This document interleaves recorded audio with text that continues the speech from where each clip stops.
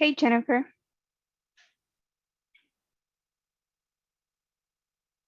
Perfect. Well, hi, everyone. On behalf of everyone at the Seattle ALPFA chapter, thank you for taking the time to join us today. Today, you're going to hear from some amazing women from corporate America, and our keynote speaker is Sarah Hirani. Sarah has a passion for long life learning and diversity and inclusion.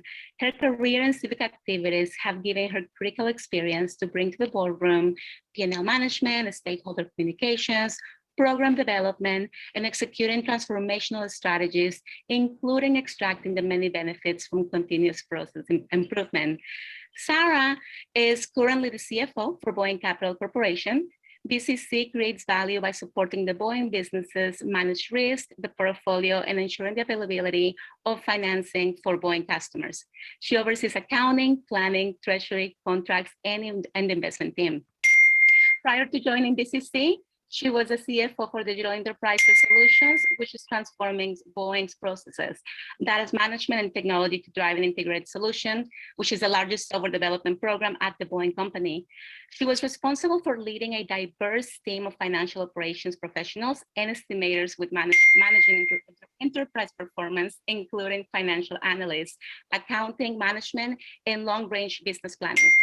Sarah has served in a broad range of finance positions across multiple businesses within Boeing, including international finance. She actually graduated from the University of Waterloo, Ontario, Canada, with a bachelor's degree in mathematics and honors in accounting and information systems. She obtained her chartered accountancy designation from the Canadian Institute of Chartered Accountants and later obtained her certified public accountant designation. Sarah has also completed the Leadership Executive MBA program at the Seattle Administrator. Without further delay, here is Sarah. Thank you.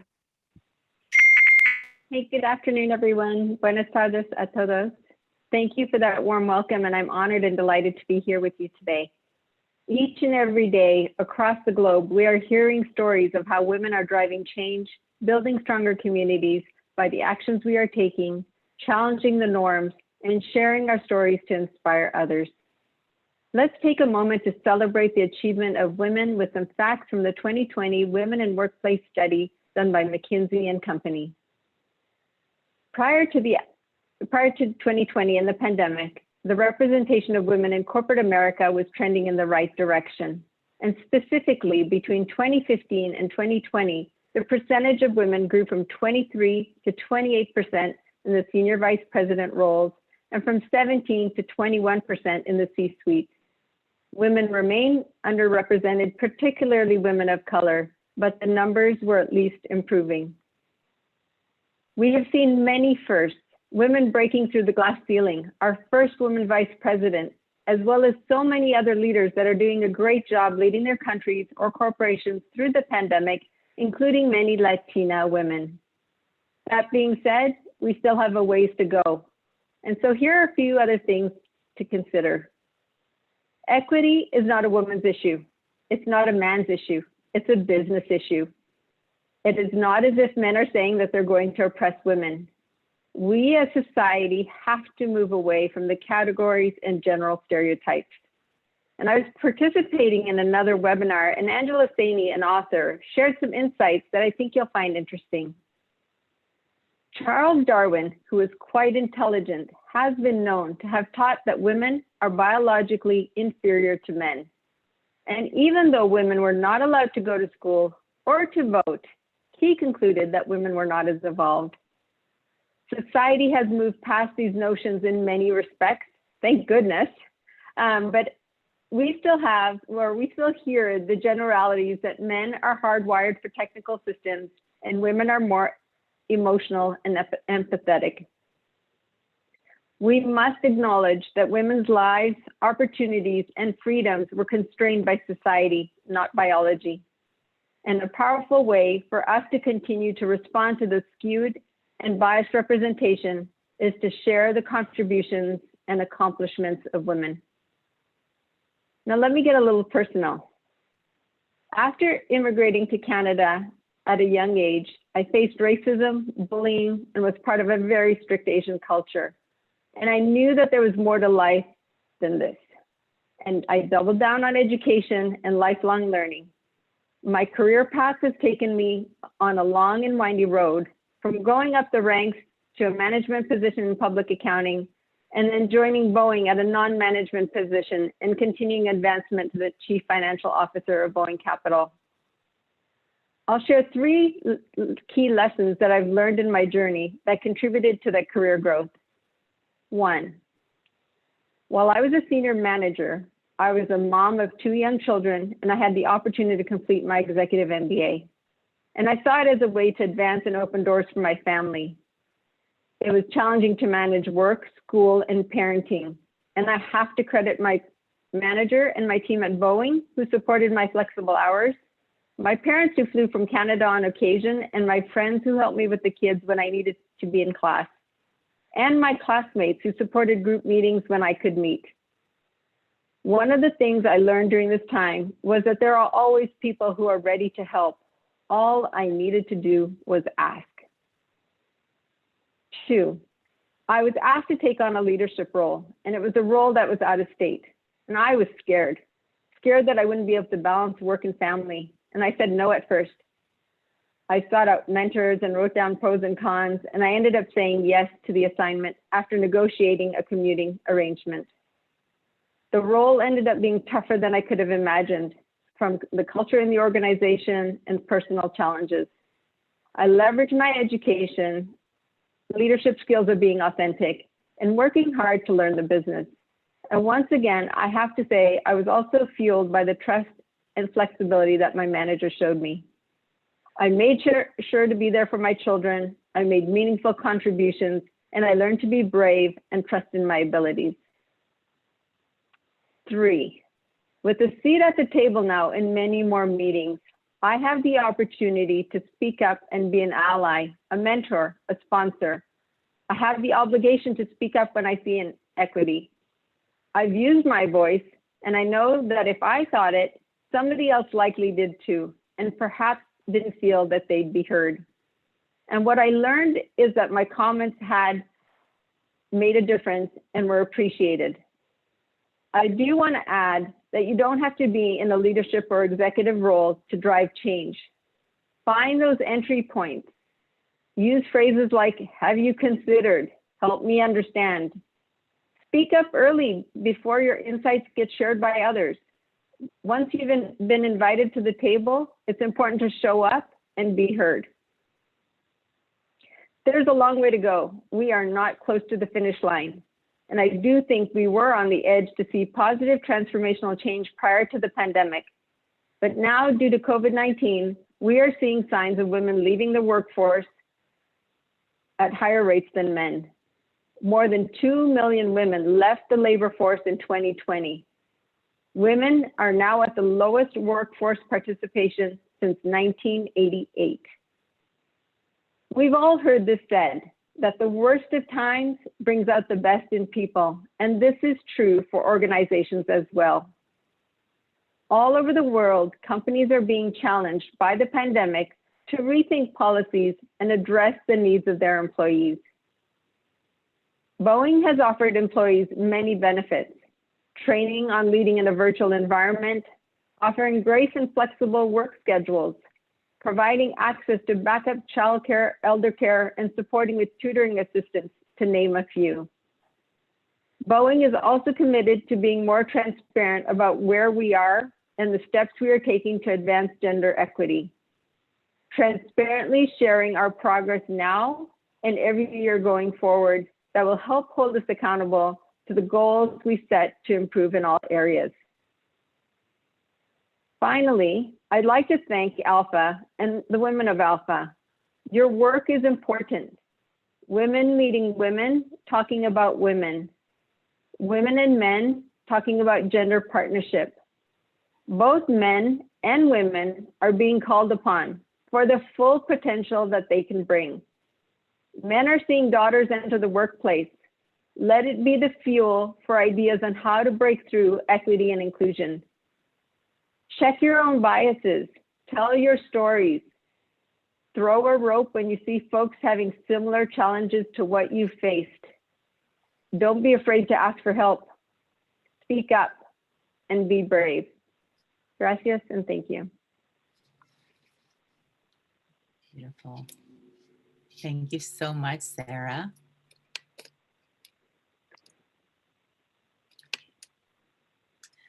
All right. Good afternoon, everybody. My name is Eneida Roman, and I am proud to be here in my capacity as ALPFA National Board Member. I wear many other hats. By day, I am the proud small business owner of Roman Law Offices in Boston. By night, I dedicate my time to multiple initiatives, yet one of the things that I am most proud of is to be the founder and board chair of the Latina Circle, also known as ALPFA Latinx. We're a nonprofit that is advancing Latina leaders across industries as we build Latino economic and political power through civic engagement. My biggest passion is to have always advanced women and Latinos into positions of power, impact, and influence. And I am delighted to be here today celebrating nothing less than Women's History Month and to serve as moderator to this panel of wise Latinas. Very shortly, you will hear from Teresa Olimpio, Director for One Boeing Production Systems 737 program at the Boeing Company, from Maribel Doss, Senior Finance Director, WCB at Microsoft, and from Natalia Carvajal, Senior Director of Strategy and Capital Planning at Microsoft. Today's theme is Reimagine, Women Driving Change in Leadership. It is no mystery that the COVID pandemic has shed light on so many institutional barriers to women's leadership. However, the same realization has also brought forth a commitment by organizations to embrace diversity, equity, and inclusion with the purpose of closing opportunity gaps for groups that have been disproportionately impacted by the pandemic. Women have made incredible advances in the workforce. All the women in this room are living proof of that. Yet at the same time, there is no question that women also take the brunt of responsibility when it comes to our families. This phenomenon is particularly noticeable in the Latino community, where Latinas in the workforce are the sandwich generation who take care of parents, children, spouses, and anyone else in between. We are here today to hear from three exceptional leaders who will share their pearls of wisdom on their leadership journey and will tell us how they overcame obstacles to get to where they are today. All right, let's get started. So I have Maribel, I have Natalia, and Teresa. Welcome, ladies. Thank you so much for being here today. I'd love, before we get started with question and answer, I'd love for each one of you to briefly introduce yourselves and tell us a little bit about you, maybe something that people don't know, maybe something fun, so that the ladies who are present, the almost 100 participants that we have here today, can get to know you a little better. So in my screen, I have Natalia first to my side. So Natalia, would you like to start? Perfect. Yeah, thank you so much for having me here today. Super, super happy to be here.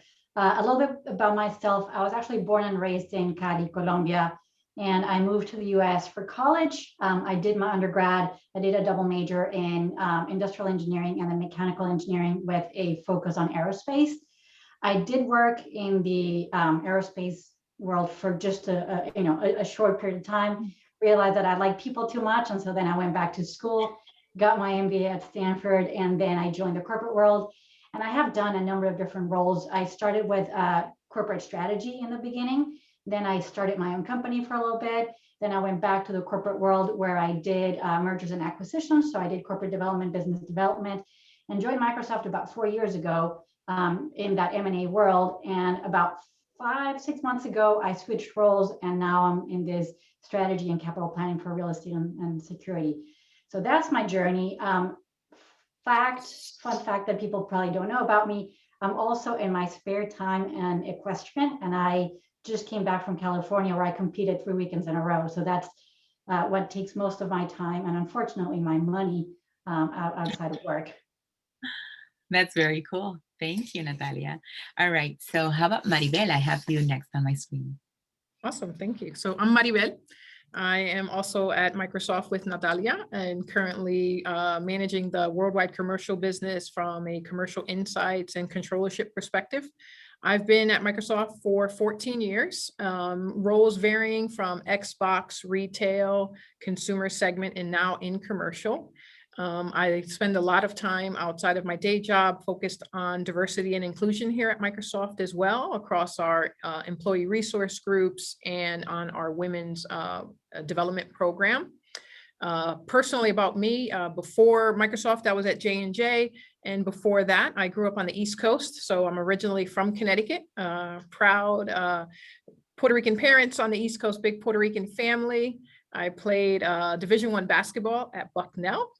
And currently what takes up most of my spare time is my 4-year-old son, who's kind of the center of the universe for my husband and I. Beautiful. Thank you so much, Maribel. And last but not least, Teresa. Good afternoon. Can you hear me okay? Yes. Yeah. Perfect. Teresa Olimpio. I am currently at Boeing. I'm the senior director for the One Boeing production system and on the 737 program. And that's really just being responsible to drive all of the lean and production system improvements out in our factories. I will say I'm one of the only Latinas in manufacturing at an executive role across all of Boeing. So a lot of work to be done for sure. I am one of 5 girls in my family. I'm first generation Mexican, and I am so excited to be here with all of you today and just share some of my experiences. I was born in the US, raised in Mexico in villages that have no running water, no electricity. So it's given me really a great appreciation for what we have here in the United States. And just really looking forward to this panel and joining the other fantastic ladies on the phone. Beautiful. Thank you so much, Teresa. Okay, so let's get started. So the first question I'm going to ask all of you, maybe there'll be some others that will kind of go back and forth, but this question, obviously what's on top of mind for all of us is the pandemic, right? So I'd love to hear your thoughts on how the pandemic has impacted you as a leader and how you've had to adjust, right? Like we've all had to adjust with the craziness that happened literally a year ago and how we've come so far from there, right? And some people say they love it. Some people say they can't get back to our old normal. And, some people just say, well, life happens, right? And so they adjust and they're okay now and they'll be okay later. So, we'd love for you to share your thoughts on what your biggest adjustments have been and whether your leadership style has changed and, how also the pandemic has perhaps impacted your professional growth because, again, some people feel like it has actually accelerated their careers and other people feel like this has maybe held them back. So we'd love to hear each one of you. And again, I'm going to go in the same order that I went previously. So Natalia, the floor is yours. Yeah, thank you. It's a really good question. And I would say, in my personal just point of view, I probably have a different experience than a lot of the other women here. We don't have any children. My husband and I are the proud parents of a 1-year-old golden retriever. So it does take a lot of our time, but not to the same extent, right? And so I think the way in which it's changed how I operate is really just having to check in with my team a lot more. I think it's made me a little bit more empathetic on, a lot of the people in my team are parents. And so understanding that for them working from home actually means that they have to multitask and do a number of different things at the same time. And so their hours may be different. They may not be available at times when, we all think that everybody else should be available. So that's been a big thing for me is just, it's given me a better perspective of what others have to deal with that I may not. The other thing that it's given me is I think I value people in a different way now. We are now with this experience. I mean, you guys are seeing me at my house, right? And so everybody's family has been invited into work. And so we get to see that. So in a funny way, I feel like I know my colleagues better now than I did prior to the pandemic.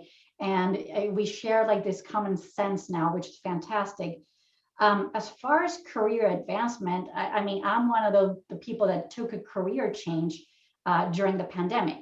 I have yet to meet my team in person, which feels really strange. But you know, I was able to actually take a role which had nothing to do with anything that I had done in the past. And for a little while, I thought that I was going to have to kind of put the brakes on my career. I was, you know, I was a little bit like hit the ceiling in the role that I was in. But somehow I, you know, took the plunge. It was very scary to take a new role in the middle of a pandemic, but I don't regret it, and it's been fantastic. And in a way, it's actually been very invigorating for my career. That's great. Fantastic. No, I hear you on the whole, you know, finding your space in your home, because for the first few weeks I was like, where should I go? Like, what corner of this house am I gonna own, right? So it looks like you found your corner, I found my corner, we each found our little corner, right? Correct. Okay, fantastic. Thank you so much, Natalia. So Maribel, do you want to share your thoughts on that? Yeah, I guess for me, on the personal note, the biggest change has been trying to be a working mom in the house with a 4-year-old and 2 dogs, and my husband also works. So the biggest change for me was balancing that. I'm lucky in that my husband and I have opposite schedules, and we don't have family in the area except for my sister, but just having her has been a godsend. So between the 3 of us, we've balanced how we get things done. And I tell people it's chaotic, but we get it done, right? So like first half of the week, my husband's on point in the house. In the middle of the week, my sister and I kind of volley back and forth. And then the end of the week, I typically have my son, my niece, and the dogs on top of a full workload in terms of my schedule. So in terms of the personal impact, that's been my challenge. On the leadership side, I'd say what it's done for me, it's truly amplified vulnerability and empathy, meaning I tend to lead by example, and I've typically open with my team and vulnerable, but what I'm finding is amplifying that has helped them out, meaning if I'm sharing the fact that, you know, I'm struggling during this pandemic, it's not easy to balance a 4-year-old, trying to do preschool with him and manage a full schedule, 10, 12 hours a day. But being super open on that, sharing how I'm getting it done, and just giving myself grace to, you know, it's okay that I'll have some bad days and I have some good days, and sharing that with my team and letting them know it's okay. Everyone is dealing with different challenges, and just having that open dialogue so we can support one another has really amplified that empathy across my team. And to Natalia's point, I do feel like I know my team better. Crazy enough, we haven't been together for a year, but, you know, we invite babies, kids, dogs onto calls. You know, we see all parts of everyone's house now. And we've just made it work, and we've had to make it work in different ways, right? Like to have fun or to stay connected, we're doing happy hours on Teams, and we're doing fun luncheons and those types of things just to make sure we stay connected. So it's just a different way of working, but providing that grace.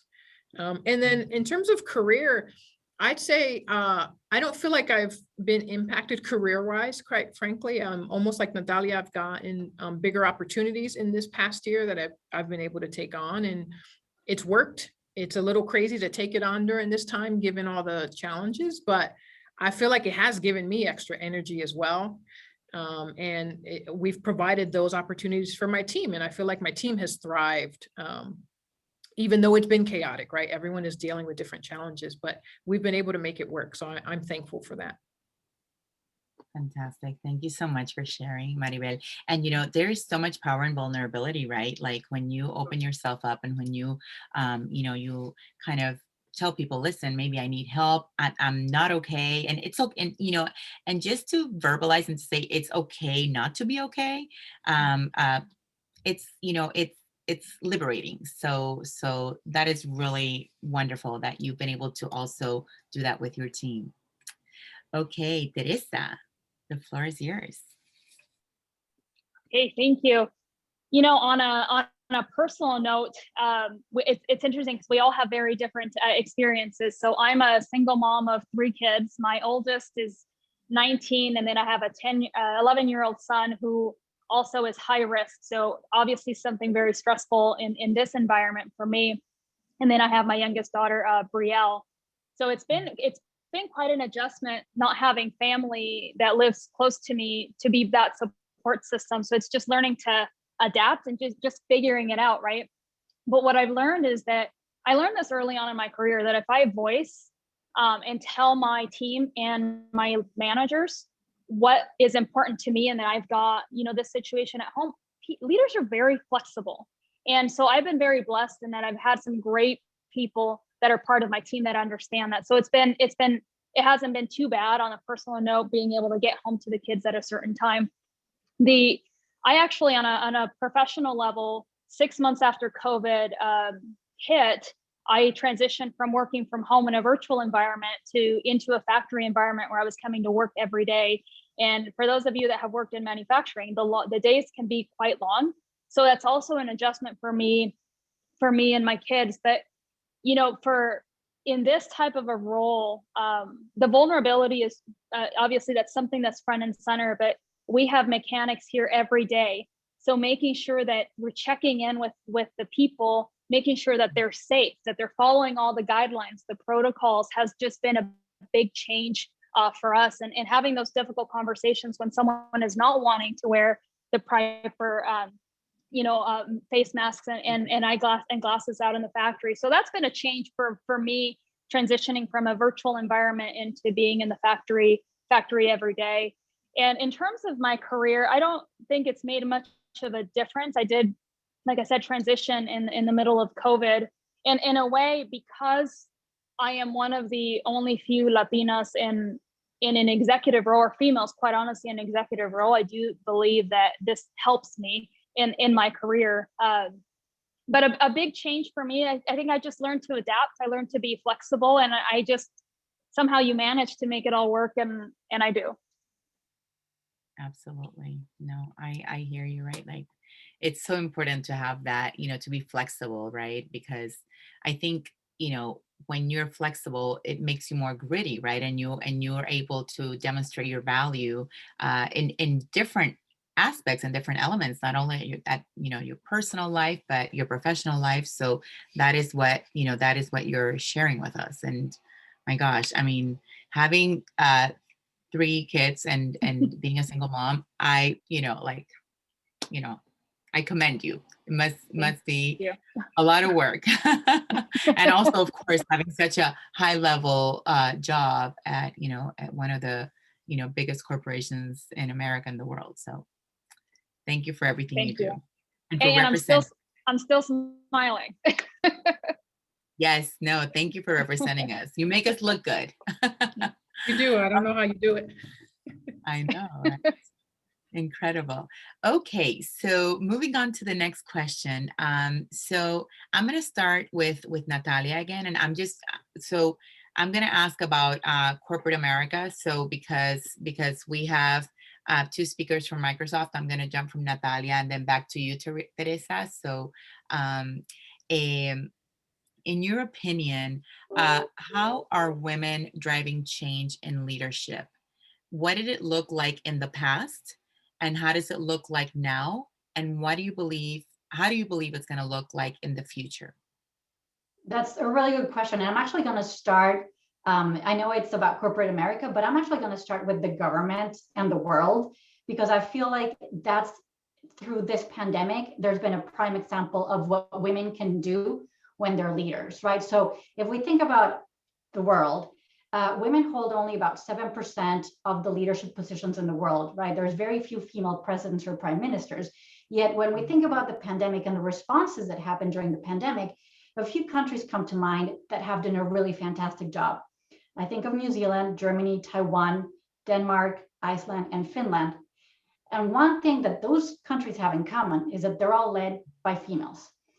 So I kind of started thinking about what is it about females in leadership positions that makes them be such fantastic leaders. And so, we've talked about vulnerability, we've talked about empathy. all, those two are prime and center when I think of, Jacinda, the Prime Minister of New Zealand. Like, she talks about her kids, she talks about how hard it is to juggle all of these different things, but yet she does it with compassion, which is another big thing that I think women bring to the table.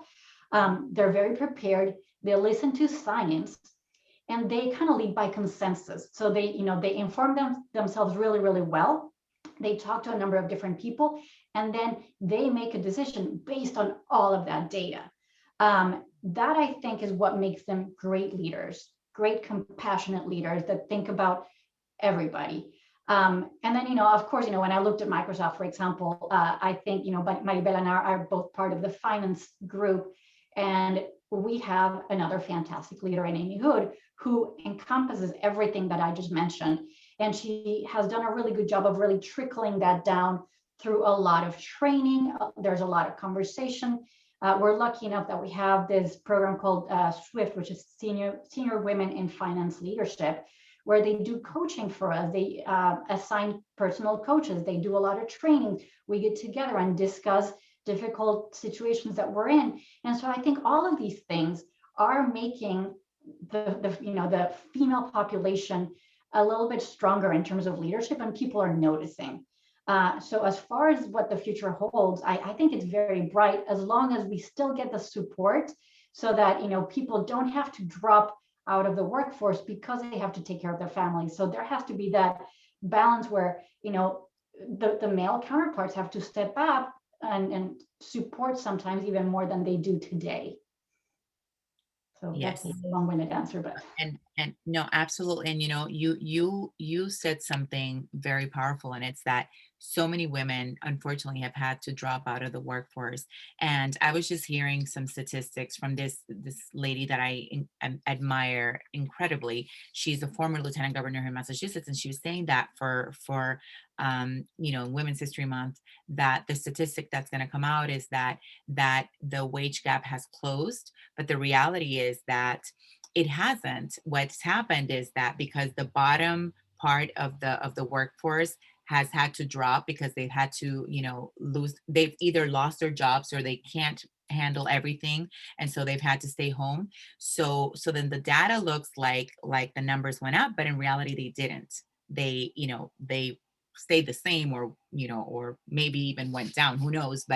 But it's interesting how you guys are in finance, and you're probably very, very into numbers and data and all of that, and and that's just something that people don't even think about, that when you look at the big picture, you're like, oh, these people, women actually are doing better, but we really aren't. So and it's because of this phenomenon of having to leave the workforce because of other obligations. right, yeah, we're the caretakers, right? So when something happens, we're the first one to drop everything else to take care of everybody else except for ourselves. So I think one of the things that we have to look at is, how do we take care of ourselves and of other women around us, right? How do we support them so that they also can grow in their career?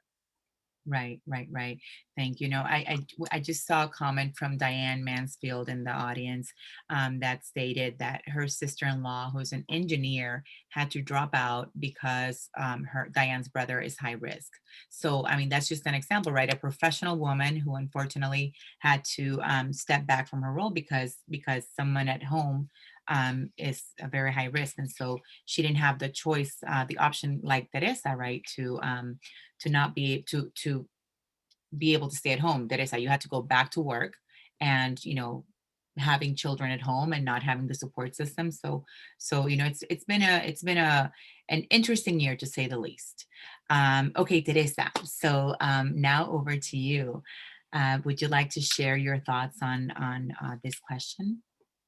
Absolutely. Well, and Natalia just did a fantastic job, so I won't bring any more numbers into the conversation. But as much progress as we've made today, when you look at the numbers, we still have a long ways to go. And I look at where I am. My entire career has been here at Boeing, and 14 years ago when I started and I looked at org charts, I was always looking for someone that looked like me, right? Someone that I could turn to and say, who could be my mentor? Who can I ask questions to? And there was nobody that looked like me. And so when I think about the future and in the role that I'm in, you know, where my mind goes is not just for me, but other leaders in my position. How do we use our platform today to make sure that we are bringing other women along and developing and being that voice, you know, in these people meetings and say, no, that person is ready for that opportunity, or we need to challenge them. So again, when I think about the future, I think that's what role can we play today? What are those actions that we can take today to influence change within a company, so that we make it easier for women to come into leadership positions in the future? I think about the manufacturing environment that I'm in today, and I think it's one of the most challenging environments to be in, a leader and a female leader in a very male-dominated environment. So, you know, take about the actions that I've taken, because I'm so passionate about this and I see this gap, is I'm taking a very active role in bringing the women together in manufacturing, saying, where do we have gaps and how do we develop? How do we just support each other? There's a lot of strengths that women bring to a leadership role, right? Empathy, there's a few others that were mentioned, but I also want to add collaboration. And I believe that we do lead differently because we tend to naturally be collaborative and want to bring people together. And what I have seen is that at times, the results of that, we end up being more effective in the decisions that we make because we bring other people along and we listen to those diverse perspectives rather than just being decisive based on what we think individually. Absolutely. Absolutely. Couldn't agree more. Okay, Maribel, I'm going to go now to you with another question. So I want to know how Microsoft supports your leadership development and your leadership style. And maybe you can speak not only for yourself, but for, for Natalia and for others that are part of your ERG. I actually know a bunch of Microsoft attorneys because I've been very active with the Hispanic National Bar Association, and I know how supportive Microsoft is. And Microsoft even has like an IP program for law students who want to study, careers in IP. So I know, I have a certain global knowledge of how involved Microsoft is, but your personal experience, we'd love to learn a little bit more. Yeah, for sure. I feel blessed to be at Microsoft. And even when I was at Johnson & Johnson, they had a strong development program as well. And I'd say for us, everything from ensuring employees have mentors and sponsors. Since day one, when I joined 14 years ago, I was assigned a mentor. And then a few years later, I got sponsorship across the company, which is huge as you're trying to navigate such a large company and a large culture and really trying to understand what your options are. Mentorship and sponsorship is very important. So we do ensure that our employees have that mentorship and sponsorship. And when there's gaps, we kind of help fill those gaps. Natalia mentioned the SWIFT program, which is our Senior Women in Finance program. And it starts in the kind of mid-level manager all the way up to our, partner level folks. And it's a really important program for women in finance to really develop their skills, both soft skills and technical skills, but also it's a really nice support group. I had the opportunity to lead that program this year. And let me tell you, it's one of the reasons why I got through the year, just being able to sit on calls with other women and just share how they were working through this pandemic. What were they doing? What challenges were they seeing? How were we being each other's voice to make sure that, like Natalia referenced, that we didn't start to see people leave the workforce, right? Microsoft has been very supportive in providing parents an opportunity to take leave if they need to. It's called pandemic leave. We've been super supportive in being flexible in how you get your work done. Obviously, our technology stack really enables that. And other things that, really helped me in my career was the coaching 360 feedback that was offered to me. I got coaching in some of the most critical times in my career. When I went out on maternity leave and I came back for the first time, I really had to change my mindset on how I got things done. And I did not want to slow down my career, but in the back of my head, I didn't know if I can do it. I didn't know if I can keep that trajectory and continue to grow and still be an effective mom at home. And when I returned, I had a coach and a mentor, and they were the ones, quite frankly, who got me through that first year. And really, they kept saying, hey, women, we have a tendency to have this voice in our head that tells us we can't do things. Don't listen to that voice. And if that voice is bogging you down, talk to me about it and we'll get through it. But, you know, you can still do it. You can still have the career you want and be an effective mom at home. So those are some of the things we have. And quite frankly, I just think we have such a support network at Microsoft across our employee resource groups too, that play such a critical role, whether it's in HOLA, in our Latinx community, FAME, which is our Finance African American community, GLEAM, our LGBTQ community. And we're fairly active across each other, helping each other out. So I think if you're a Microsoft employee, I feel blessed. I'm very thankful. Excellent. Yeah, no, like I said, I had a general knowledge because I know people who work there, and I mean, Microsoft has always been extraordinary to them. But you know, these other examples that you're giving are so powerful. I mean, you talked about mentorship and sponsorship, and you know, that's a really important distinction that we should make, right, for the audience that might not know what the difference is. And so, essentially, ladies, a mentor is somebody who you go to and helps you, guide you, and provide feedback to you in how you're doing and how you can improve. A sponsor is somebody who will say your name when you're not in the room. A sponsor is somebody who is going to champion you, is going to say, you know, is going to say, listen, hire Teresa because she's the lady for the job, right? Or hire Maribel, or hire Sara, or hire Natalia, or any one of you. And that's a huge distinction, because a mentor, I mean, a mentor could be a champion, you know, but you specifically want to always seek people that have those two different roles, right? And how amazing that Microsoft offers that. Like, that is part of what you get when you sign up to work there. And something else you said that is also really important to acknowledge is that imposter syndrome, right? It's Totally. that little voice in your head that is always telling you, oh, you're not good enough, or somebody else is gonna, you know more. I mean, it's inevitable. Like, don't ever think that you're the only one that feels that way, because we all feel that way at some point or another, right? And there are some extraordinary books on the topic that help kind of like bring that awareness and help us kind of like overcome those barriers, that those self-imposed barriers that sometimes we put you know, in our path. So again, how amazing that you have those opportunities at Microsoft.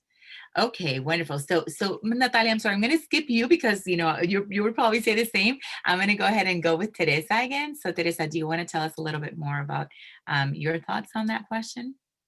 Yeah, you know, I also feel super blessed working here at Boeing, because one of the major benefits that's helped me in my development in my career is education.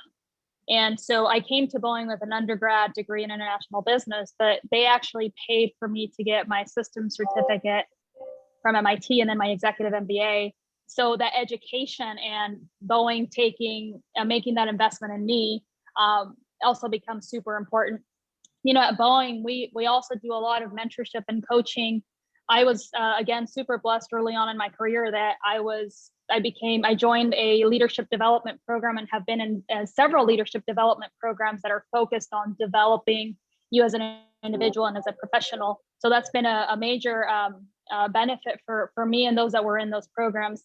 The other, you know, something else that Boeing does, we have a very, very active Boeing resource group. So we call BRG, so Boeing Familia, that is also very supportive of our own community and how do we develop and grow together. We do a lot of training, and I would like to just punctuate what you just said on mentorships and mentors and sponsors. I would not be here where I am today. I mean, look, I don't stop. I'm relentless on what I want to do, but without those sponsors that are talking about you in those closed door meetings, saying she's ready, she has potential, it makes it a lot harder to grow in the career. So Boeing has been great to me in that aspect, as well as that I've been assigned mentors at times that I didn't even think that I needed one. So it's just been a really good support system for me here at Boeing. Really good experiences. Awesome.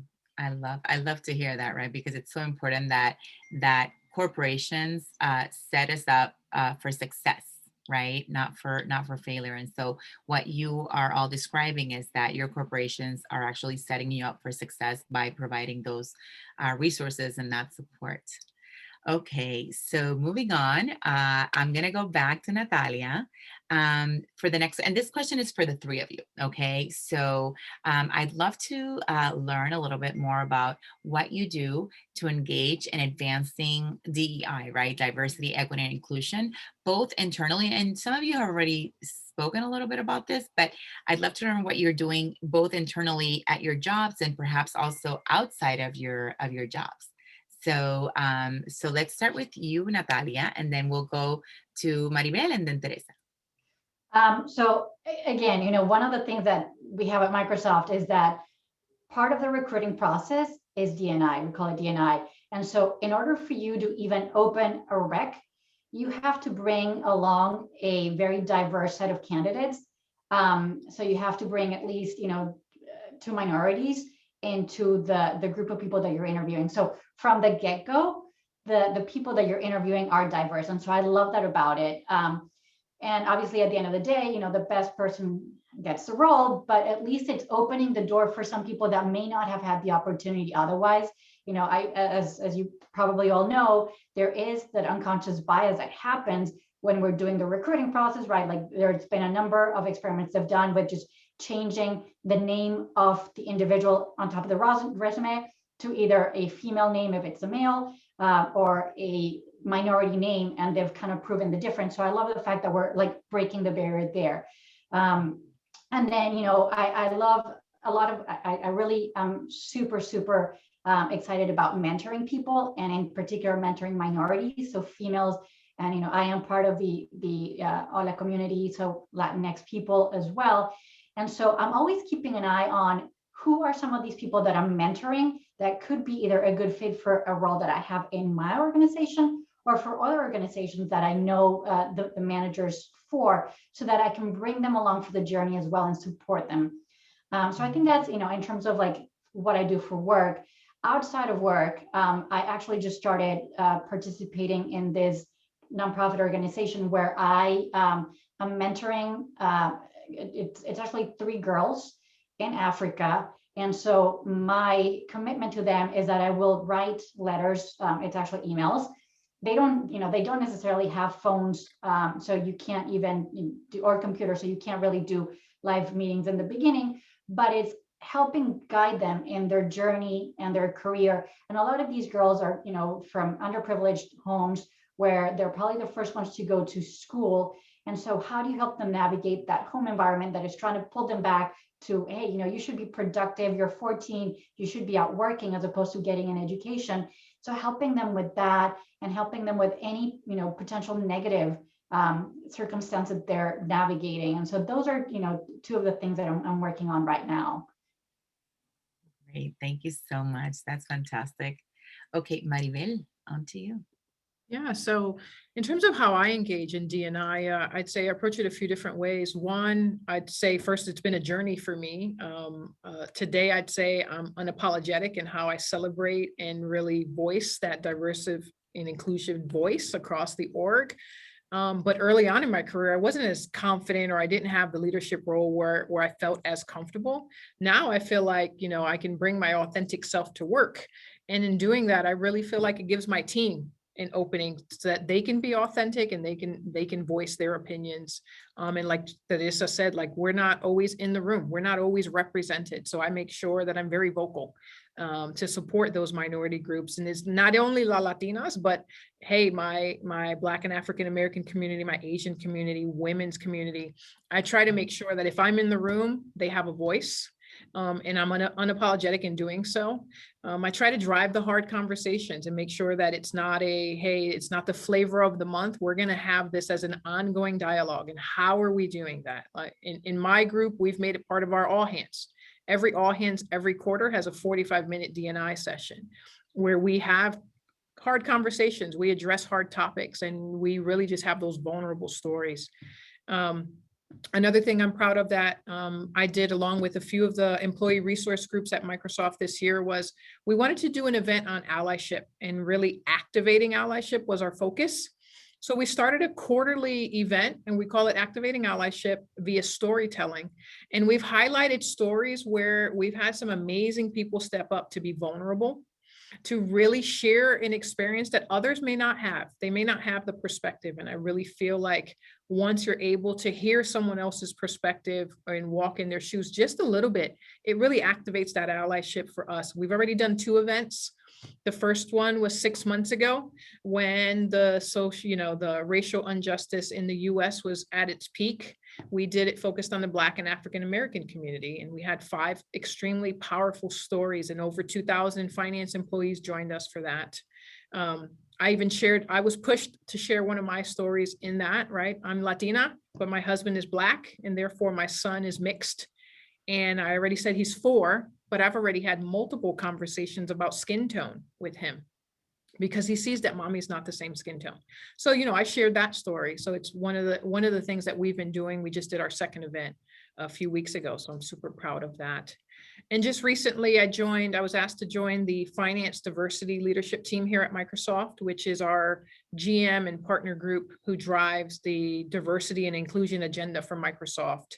So I'm excited to join that to represent our voice. My goal is to focus on action and to make sure that we're doing something about it and we're very intentional in what we do. So I'm excited for that journey. And then I do come from the East Coast inner city. So whenever I'm back home, both of my in-laws are teachers. So I always pop into the schools and do sessions with the kids there. Just to make sure that they can see someone, right? When I was growing up, I didn't even know what finance was or engineering. Like I remember going to college and someone says, "Are you an engineer major?" And I said, "I have no idea what engineering is." I didn't have that as a first generation college grad in my family. I had no idea what that was. So whenever I'm back home, I try to make sure that I have a presence in our school system. That's fantastic. Yeah, because you can't be what you can't see, right? So it's very important that we serve as mentors. So Natalia and Maribel, I commend you both for, for doing that. And I'm sure that, Teresa is also going to share a little bit of her experience serving as a mentor and maybe, other things that you do to, to move forward, to move the needle for Latinos in the United States. And for Yeah, people of and color, of course. I'll keep it very very high level and quick. I know we're almost running out of time, but outside of mentorship, rotation opportunities, something that Boeing made a decision last year to really take a stance on advancing diversity, equity, and inclusion. And they created a racial equity task force, a group of 20 to 25 employees across the company that work with our CEO and our executive council to provide recommendations on what are those changes that we can make today to influence where we go in the future. And so the way that I engage in that, I'm part of that team. I'm the only Latina that's represented on that team. So making sure that our community is represented in the recommendations that we take forward is how I am contributing to diversity, equity, and inclusion here at the Boeing Company. Excellent. Thank you so much. Okay. Last question, right? I want each one of you, because this is such an important question, and I'm sure our participants want to hear from each one of you. So please share your lessons learned and or best practices that have contributed to your leadership path and success in corporate America. So again, I'm just going to go in the same order: Natalia, then Maribel, and then Teresa. Yeah, and this is something that has been mentioned a couple of times here. And I think, Maribel, you mentioned this, which is being your true self. Like when I was younger, I was this very young engineer, and I was terrified of being in a room full of older males that, kind of, if I said something, they were going to laugh at me or look at me funny. And so I was very quiet in the beginning of my career. And it wasn't until later when people started, I had a couple of mentors who said, "No, your ideas are good. You can bring them out to the table. People will listen to you," that it slowly started turning for me. And now, to Maribel's point, I make a point of making sure that people that are not talking, their voices are heard. So I would say probably the biggest thing that has contributed to my career is, one, being my authentic self, and two, taking risks and chances. you know, no risk, no reward is so true. Sometimes it's super scary to take a new role that you may know nothing about, but if people are giving it to you, it's because they see something in you and they're going to support you. And so, you know, taking that chance, and, you know, you deserve that chance. Excellent. That's excellent advice. Thank you, Natalia. Maribel? Yeah, to add to that, I'd say probably the three that come to mind is, one is a cheesy one, which I always tell my team, which is teamwork makes the dream work. But as a former athlete, like, I really believe it. I really feel like if we can empower our team, all of us will be successful, and, you know, it just lifts up the group. So I always go by teamwork makes the dream work first. In terms of leadership, I'd say management is not one size fits all. Everyone has different needs, and you need to understand that and manage appropriately. And then the last one I'll leave you with is probably the most important that I've learned myself, is you have to advocate for yourself. You have to be your own voice. You know, hope is not a strategy. So if you hope someone picks you for that next job, it probably won't happen. So how are you making sure that your team, your boss's boss knows what your career aspirations are? Don't leave it open for interpretation. Be very clear and really advocate for yourself. And I know that's harder for women. I don't still always do it, but it's a reminder that if we do that, then we will be more successful. No one else will advocate for you. That's right. That's right. Couldn't agree more. Okay, Teresa. And then we'll open it up for questions from the public. You know, I've just got four, and they'll be very quick. I think first and foremost for me, in anything that I do, I always lead out of a place of respect, right? We are all different. We all have different perspectives, experiences. So just coming into any situation, treating other people with respect, whether they agree with you or not, is first and foremost the most important thing for me. The other piece is, you know, really developing that network and that support system. Who are those cheerleaders behind you when you do something well, and when you maybe have a tough day, making sure that you've got that support system, those folks that you can call and say, I'm just really struggling and I need your help, and I just need you to listen, because inventing becomes important. Using your voice to advocate for yourself, to advocate for others, and to be that voice in the room that at times will start the difficult and uncomfortable conversation becomes super important. And then lastly, it's also about having fun and the attitude that you bring to work. So I always try to bring it. I'm a little sarcastic at times. I like to joke around, and I also can be serious and professional at the same time. But I think just being able to be coming to work, having some humor, bringing that positive attitude, that energy also gets people going, and it also makes for a faster day. Beautiful. Such pearls of wisdom, ladies. This is just phenomenal. And, you know, and I couldn't agree more, right? Like you have to pause, because I think all of us are so driven, and, you know, and we feel like we have to work extra and we have to do so much that, you know, that we don't pause to enjoy ourselves, right? And it's important to also enjoy life. So, well, ladies, thank you. I mean, this, you know, has been just phenomenal, listening to your thoughts and ideas and reflections on life, on profession, on you know, family, and all of that. So now we're going to shift gears a little bit, and I'm going to pose a question, and then any one of you, including Sarah, you can join us, because you are our keynote speaker, and answer the question. So the first question from Rosa Bartol is, hold on, I just lost it because somebody else wrote something else. As a leader now, what are you actively doing to continue to help women? Do you make yourself available to Hispanic and African women to help them through their journey? I think somebody already mentioned, I think it was you, Maribel, right? So, and Natalia obviously also does mentoring. So I think the answer is yes, because all three did mention this. So Rosa, the answer is definitely yes. They are. But I think if we look at the question more closely, I mean, what are you actively doing to continue to help women, like specifically, right? So is there like a different answer there that any one of you has, including Sarah, Teresa, Maribel, or Natalia? Any one of you can jump in. Hey, I will add, separate, I mean, in addition to what you just mentioned, the engagement and the community becomes super important, as well as how do we start having those conversations with the younger Latina girls in middle school and high school. So me on the side, separate from my day job, when I do get back to those high schools, is how do I try make it a point to go and speak to those classes and specifically speak with those Latina girls, young girls, but also where there's an opportunity to speak to the parents, because they play a major role in that individual making it, moving on to a trade or a college. It's something that I try to actively do as often as I can in Washington State.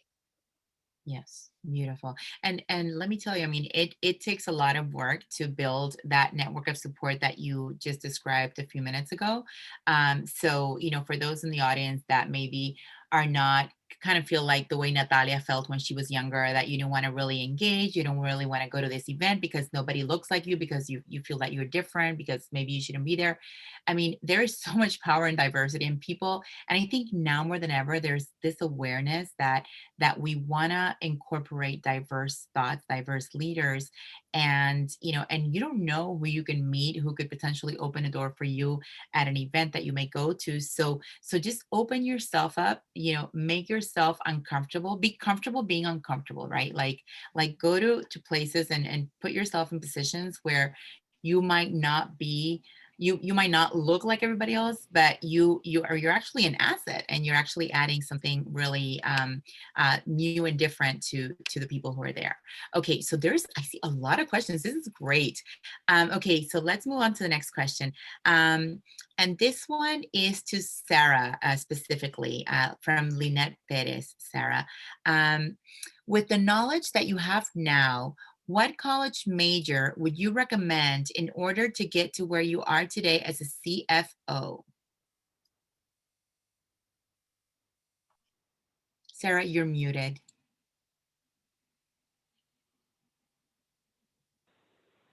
Sorry, I was double muted. You probably have heard that many a time during this pandemic. But in any case, I would say that there are many paths to get to that CFO level, right? And the majors, like I had a bachelor in mathematics and honors in accounting, and come do a business degree. We've seen engineers become CFOs, right? And so I think it's all about that continuous learning. Your path could start off at different places, but you got to get some finance core acumen. But it's really understanding the industry knowledge of the business that you're going to be the CFO of, continuing to grow your leadership skills, have that curiosity. I would say there's not one major that I would say that you need to have to get to that path. And I don't know if anybody else has anything to add from the panel. So, I mean, I'm not in finance, but I'm going to emphasize what I just said a few minutes ago. I think it's so much, I mean, it's where you are and who you meet and the connections you make and the people that, that can serve as your mentors and sponsors will make all the difference in the world. I think, it's more important to be at the right place at the right time with the right people.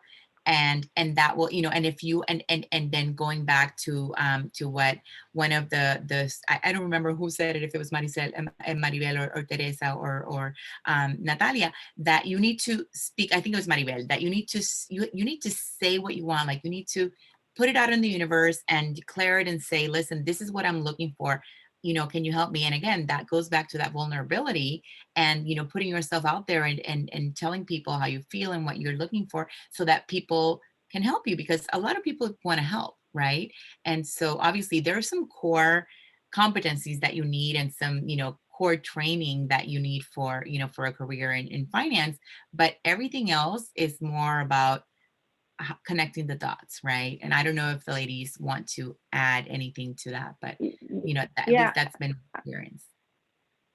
Yeah, I agree. I would say, volunteering for those assignments that not everybody's putting their hand up for, and then whatever it is that you're doing, you got to be the best at it that you can be and deliver results And as you build that credibility, and, you know, folks take notice and they continue to be your champion in these other meetings that we're all talking about too.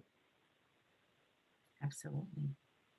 Anybody else have any thoughts on, you know, on the power of networking and the power of making connections and being with people that can take your career to a different like kind of like skyrocket your career?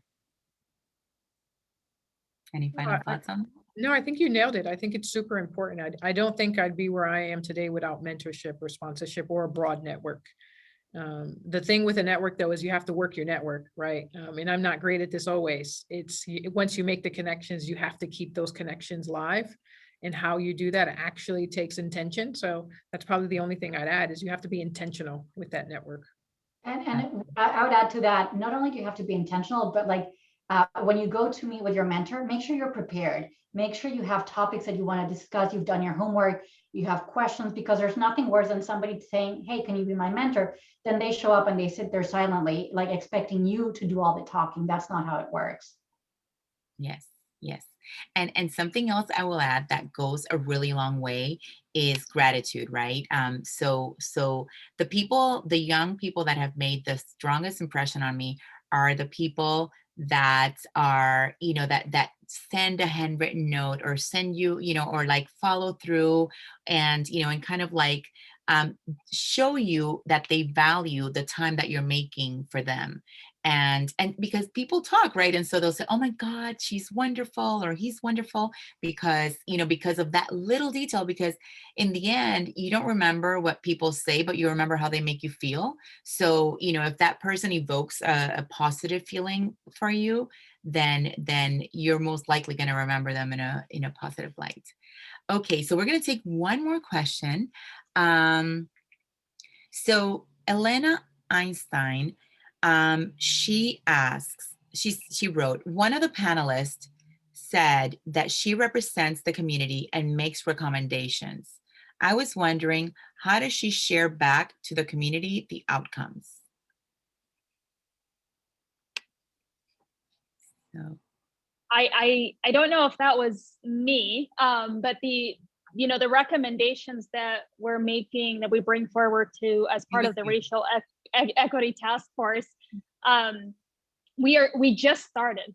It's been in place maybe 3 to 4 months, and we just made our initial set of recommendations to the executive council, and we expect to hear a response back on what actions are they actually going to take, and then start flowing that down through our BRGs, through the roundtables that we have here. And again, this is just, it's not in what's out in the community, but more focused on what's happening here at Boeing. So there's still some work to do would be my message. We're just getting started. This is new for us. Great. Thank you so much, Teresa. Okay. So Sarah, did you want to add anything else about, you know, regarding any of the points that have been presented tonight? Not to put you on the spot, right? Yeah. No, I think, I'm hoping that everybody found the time useful, and, you know, we shared a lot of common themes, networking, you know, being the best that you can be, throwing that rope and helping others, right? And being the voice and encouraging others to speak up in meetings. You know, there's a whole host of lessons that I hope people are taking away, and hope that you found this time valuable. Beautiful. Thank you so much. All right. So I'm going to go very quickly in closing. I'm going to go over some notes I took of my takeaways, and I hope your takeaways as well. Okay, the first one is that Charles Darwin was very wrong about women, right? So Absolutely. It's like, dude, no, you're wrong. We're amazing, right? Women rock the world. Number 2 is that we must lift as we climb, and we must leverage our platforms to do good. Number 3 is that there is so much power in vulnerability, empathy, respect, kindness, collaboration, and compassion, all qualities that distinguish women. And Finally, be your authentic self. No risk, no reward. I'm gonna bring them all together. Teamwork makes the dream work. And you must not only advocate for yourself, but for others. Again, always, that is my favorite motto. That's the motto that we use at, Amplify Latinx, because I always say, listen, I cannot close the door behind me. If I reach a certain level, I am going to bring others with me, and I'm going to pull them in, and I'm going to champion them, because I can't be the only one in the room, right? I have to make sure that we open doors. And very important, remember to develop that network. It's going to take work and a lot of effort, but it's totally worth it. And last but not least, have fun, enjoy the ride, stop and smell the roses, and it'll in the end, it's all going to be worth it, right? Because you are working hard, but you're also playing hard. So with that, thank you so much, ladies. Sara, Teresa, Maribel, Natalia, you were wonderful. Thank you for sharing your wisdom with all the ladies in the audience. And ladies in the audience, thank you so much for joining us. We're sorry we went over time, but we're thrilled that you were able to stay with us an extra 10 minutes and listen to this fabulous wisdom from these Latina leaders. Thank you so much, and have a good night. Thanks, everyone. Thank you. And for the audience, this video will be recorded. Yes. So you'll be able to see it on social media from ALPFA. Thank you for joining. Thank you. Thanks, Zenaida. Of course. Have a good night.